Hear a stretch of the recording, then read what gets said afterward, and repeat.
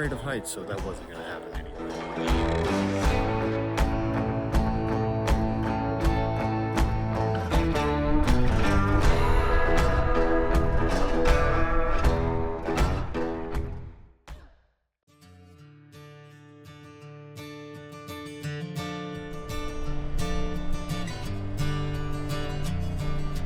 In mid-October, I set out from my home in the Dallas area for a motorcycle trip to northern New Mexico. With my family still deep in slumber, I left my home at 6 a.m. to begin my 620-mile ride to Angel Fire, New Mexico. I spent the entire morning riding across the plains of north central Texas and the Panhandle. There really aren't any twists on the roads across the plains, and your only turns will be into a gas station to fill up and take a break. While the highway didn't offer any excitement, I was fortunate to have mild temperatures and overcast skies. Aside from a brief light rain near Amarillo, I couldn't have asked for better weather. By early afternoon, I crossed into New Mexico, yet still had a few more hours of riding to reach my destination.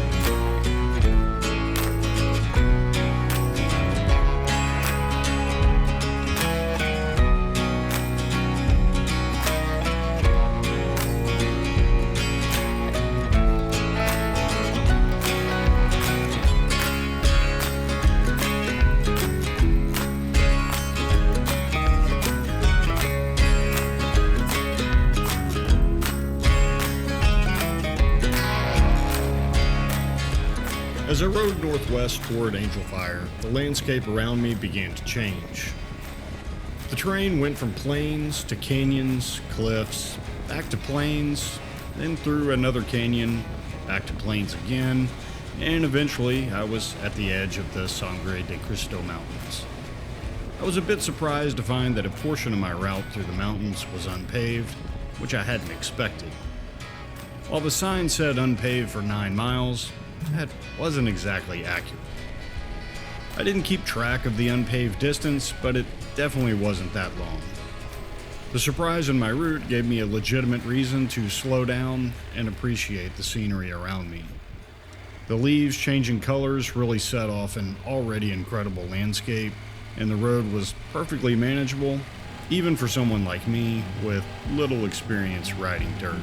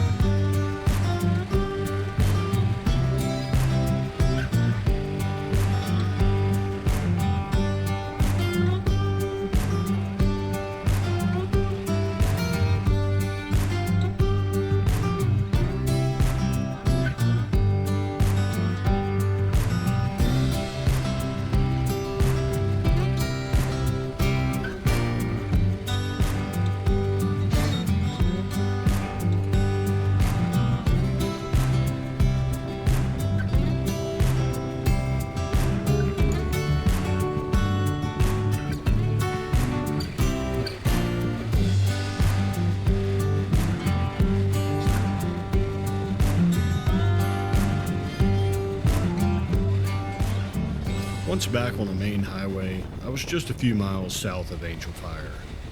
The smooth pavement and gentle sweeping curves were the perfect way to finish off the day's ride. In Angel Fire, I stopped at the only grocery store in town to grab some food and drinks before settling in for the night after 12 hours on the road.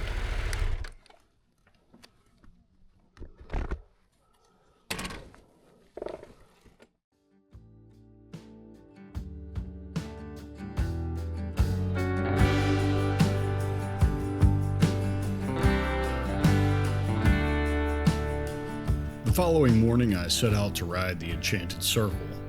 Since I didn't have as many miles to cover on this day, I wasn't in a big hurry to get on the road.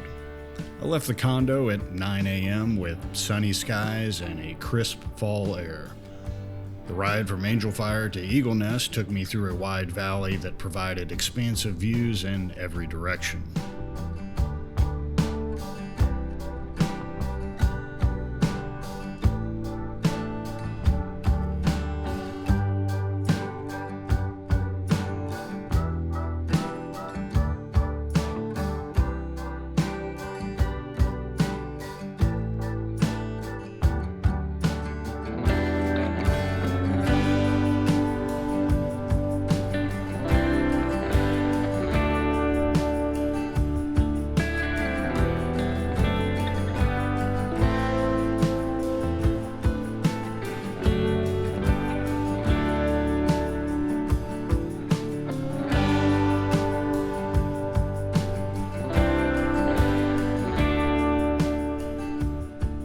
A few miles north of Eagle Nest, I exited the valley and began climbing in elevation.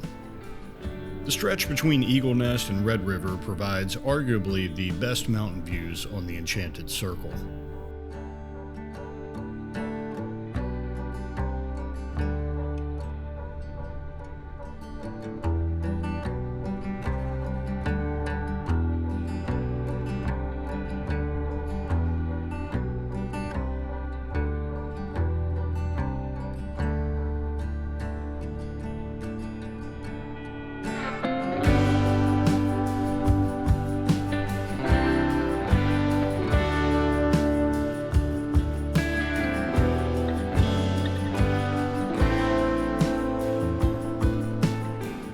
Traveling west toward Red River, I rode over Bobcat Pass, which holds the title as the highest mountain pass in New Mexico, with an elevation of 9,820 feet.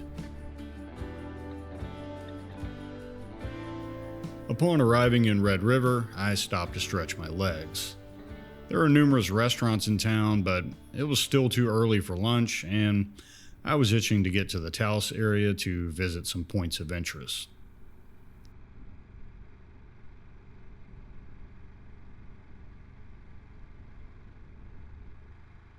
After a short break, I rode west out of Red River. With few passing zones just west of Red River, I found myself in a long line of other travelers stuck behind a slow driver. Not positive of the speed limit through here, but my GPS says it's 50. So I'm not really sure why this truck is going this slow. We've got a lot of traffic piled up behind us. It's really nice to see the changing colors here. Back home in the Dallas area, there's really not anything changing colors yet.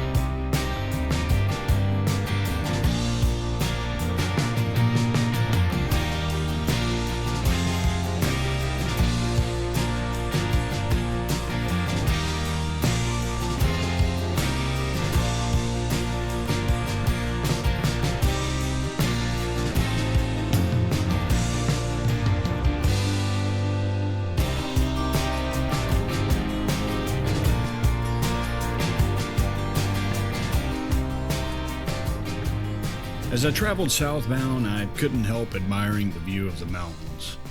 The rain clouds cast a shadow over the mountains that accentuated the contrast between the alpine area to my east and the more arid terrain to my west. I had a short spell of light rain, but it was over just as soon as it began. The closer I got to Taos, the changes in vegetation became more and more pronounced. The changes in topography and habitat in a relatively short distance is something that always amazes me, and New Mexico offers plenty of examples.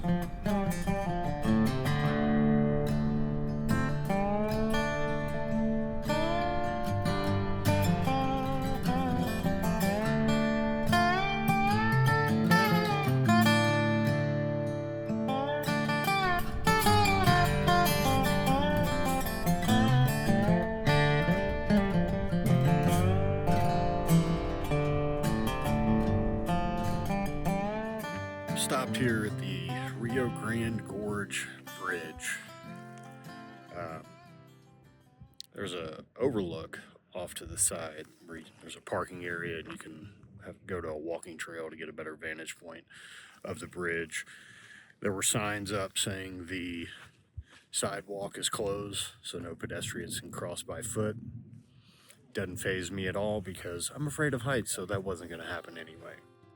Sadly, I later discovered the reason authorities prohibited pedestrian access to the bridge. In previous months, 3 deaths occurred after people jumped from the bridge. Officials are working towards solutions to prevent future tragedies. Although at this time it is not possible to walk across the bridge, as stated, there is a walking path that allows visitors to get a closer view of the bridge and the gorge. Construction of the bridge was completed in 1965 with a span of 1,280 feet and a deck height that's 565 feet above the river. When the bridge was completed, locals referred to it as the Bridge to Nowhere because at that time the highway did not extend beyond the bridge to the west.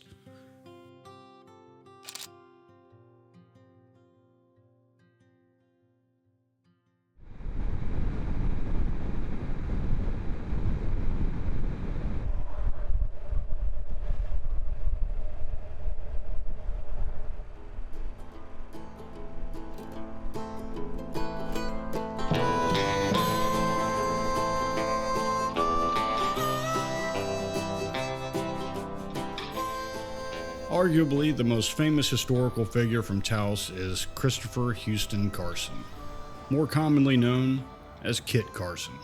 Today, it is possible to tour his home in Taos, and it was one of the first things that came to mind when I planned this trip. Kit Carson was born in Kentucky in 1809 and raised in Missouri after his family moved there in 1811. At the age of 16, Carson ran away from his saddlemaker apprenticeship to join a team of trappers heading west on the Santa Fe Trail. Over the course of the subsequent 4 decades, Kit Carson built a reputation as a trapper, a rugged frontiersman, a skilled guide, and a key figure in settling the American West. He first gained fame after serving as a guide in General John C. Fremont's expedition to map the Oregon Trail in 1842. Carson distinguished himself as a scout and courier to both Fremont and General Stephen Kearny in the U.S. conquest of California during the Mexican-American War. Kit served as an Indian agent, which is part of his life as complicated as it is controversial. During the American Civil War, Carson fought in battles as a Union Army officer in New Mexico. In the latter part of his military career, Kit played a key role in the forced relocation of the Navajo people in 1864.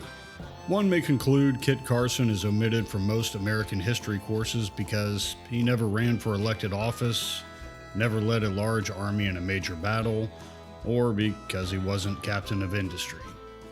However, if you study the life of Kit Carson, you realize he was a complex man that can't be summarized by any one event or time, and certainly cannot be understood within the confines of 1 or 2 paragraphs. He is one of the most interesting characters in American history. He was the hero, villain, victim, and bystander all in one. He was both simple and complicated. He was illiterate, yet he spoke English, Spanish, French, and approximately a dozen Native American languages. He cherished the wildness of the West, yet he played a central role in facilitating Western expansion. He married 2 Native American women, yet led war campaigns against Native tribes. Contemporaries imagine him as a broad-shouldered brute. In reality, he stood 5'5" with bow legs and a slight build. He was known for being calm and modest, but also had a reputation for a quick temper. He was selfless and compassionate, yet brutal and violent. He was cautious and practical, yet he was fearless. People liked being around him, yet he preferred to avoid crowds.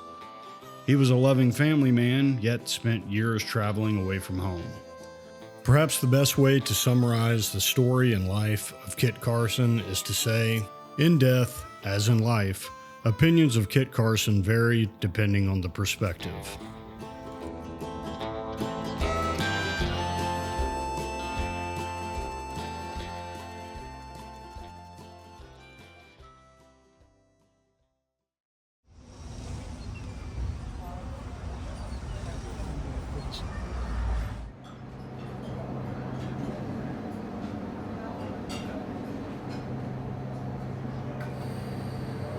After leaving the Carson house, I stopped for lunch at a local restaurant before making a short walk to the gravesite of Kit Carson, which is only a few blocks from his home.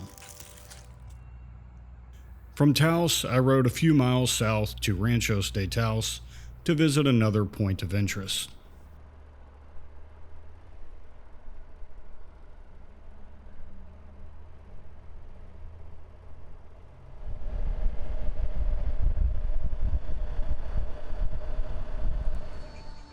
Construction of San Francisco de Assis Mission Church began in 1772 and was completed in 1816. The adobe church requires meticulous care.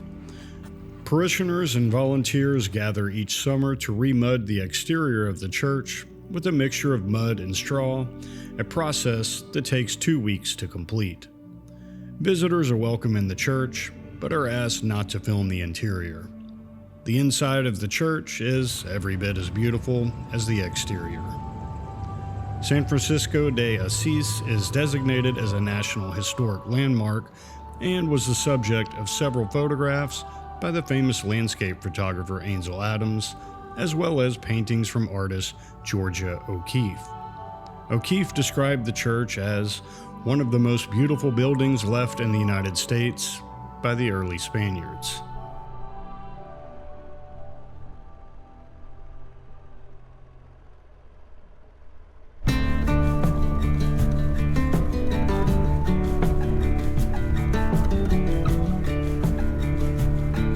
From Rancho de Taos, I rode north a couple of miles to catch Highway 64 east to continue on the last leg of the Enchanted Circle, making my way back towards Angel Fire.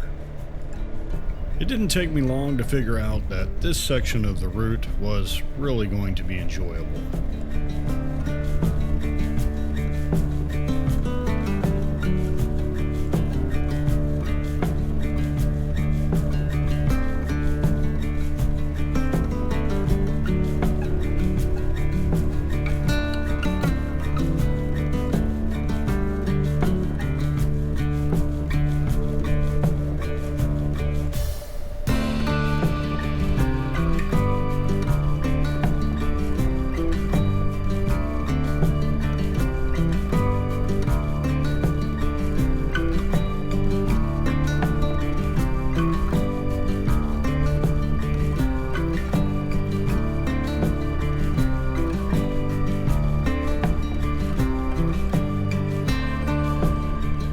The various shades of fall colors on the trees wasn't enough. Throw in some exposed rock every once in a while, and you get a really picturesque scene. On top of all that, the road was very enjoyable, with nice sweeping curves, easy twist, and virtually no traffic at all.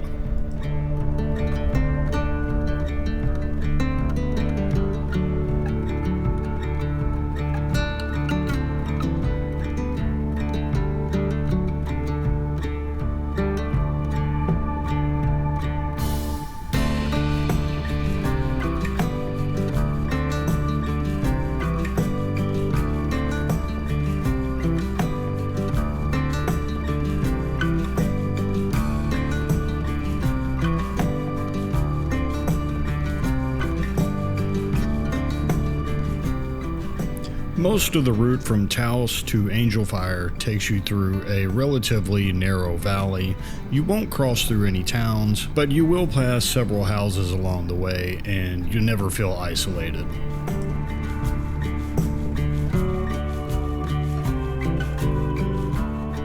As I neared Angel Fire, I came to the end of the valley, made a slow sweeping right turn, and began climbing in elevation.